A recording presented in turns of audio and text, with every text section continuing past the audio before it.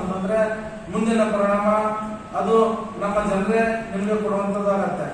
ನಮ್ಮ ಕ್ಷೇತ್ರ ಯಲ್ಲಾಪುರ ಕ್ಷೇತ್ರದಲ್ಲಿ ನನಗೆ B.Com ಕೊಡಬೇಕು ಬಿಟ್ಟು ಬೇರೆಯವ್ರನ್ನ ಯಾರಾದ್ರೂ ನೀವು ಕೊಟ್ಟಿದೆ ಆದಲ್ಲಿ 100ಕ್ಕೆ 101% ಹೇಳ್ತೇನೆ, ಸೋಲು ಖಚಿತ. ಬೇರೆ ಯಾರು ಸೋಲಿಸುತ್ತಿಲ್ಲ. ನಮ್ಮ ಮೂಲ ಕಾಂಗ್ರೆಸ್ಸಿಗರು ಏನಿದ್ದಾರೆ ಅವರೇ ಈ ಕೆಲಸವನ್ನ ಮಾಡ್ತಾರೆ.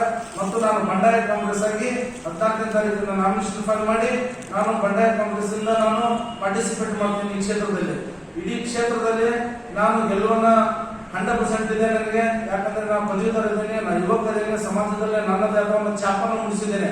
ಸೊ ಆ ಕಾರಣದಿಂದ ಮಿನಿಮಮ್ 25ರಿಂದ 30,000 ವೋಟ್ ಜಾಸ್ತಿಯಿಂದ ನಾನು ಈ ಯಲ್ಲಾಪುರ ಕ್ಷೇತ್ರದಲ್ಲಿ ನಾನು ಗೆಲುವನ್ನು ಸಾಧಿಸ್ತೇನೆ. ನಾನು ಇನ್ನೂ ಒಂದು ರಿಕ್ವೆಸ್ಟ್ ಮಾಡ್ಕೊತಿದ್ದೇನೆ ನಮ್ಮ ರಾಜ್ಯಾಧ್ಯಕ್ಷ ಶ್ರೀ D.K. ಶಿವಕುಮಾರ್ ಸರ್, ನೀವು ಈ ಬೆಳಗಾವದಲ್ಲಿ ನಡೆದಿರುವಂತಹ ಒಂದು ಸೇವಾದಳದ ಒಂದು ಕಾರ್ಯಕ್ರಮದಲ್ಲಿ ಸೇವಾದಳದವರಿಗೆ ನೀವು ಕಾಂಗ್ರೆಸ್ ಪಕ್ಷದ ಮೇನು ಲೀಡರ್ ಮುಖ್ಯ ಕಾರ್ಯಕರ್ತರು ಅಂತಂದ್ರೆ ಸೇವಾದಳದವರು ಹೇಳಿದಿರಿ. ಸೇವಾದಳದವರಿಗೆ ನೀವು ಅವಕಾಶ ಮಾಡಿಕೊಡ್ತೇನೆ ಅಂತ ಹೇಳಿದ್ರಿ. ಅದರಲ್ಲಿ ನಾನು ಸೇವಾದಳದ ಒಂದು ವಿಂಗ್ ಅಲ್ಲಿ ನಾನು ಒಂದು ಅಪ್ಲಿಕೇಶನ್ ಹಾಕಿದ್ದೇನೆ.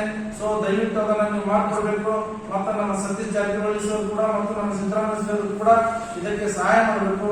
ಒಂದ್ ವೇಳೆ ಯಲ್ಲಾಪುರ ಕ್ಷೇತ್ರದಲ್ಲಿ ಈ ಸತಿ ನನಗೆ B.Com ಕೊಡ್ಲಿಲ್ಲ ಅಂತಂದ್ರೆ ಮುಂದಿನ ಅನಾಹುತಕ್ಕೆ ಮುಂದಿನ ಏನು ಸೋಲು ಕಾಂಗ್ರೆಸ್ ಆಗುವಂತ ಸೋಲು ಏನಿದೆ ಅದು ನೀವೇ ಮಾಡೋದಕ್ಕಾಗುತ್ತೆ.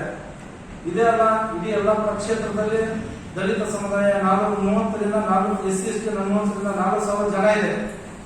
ಹಿಂದುಳಿದ ವರ್ಗದವರು ಮತ್ತು ಮರಾಠರು 28-30 ಸಾವಿರ ಇದೆ. ಅಲ್ಪಸಂಖ್ಯಾತರು 28,000 ಇದೆ. ಸೊ ಹಾಗಾಗಿ ನನಗೆ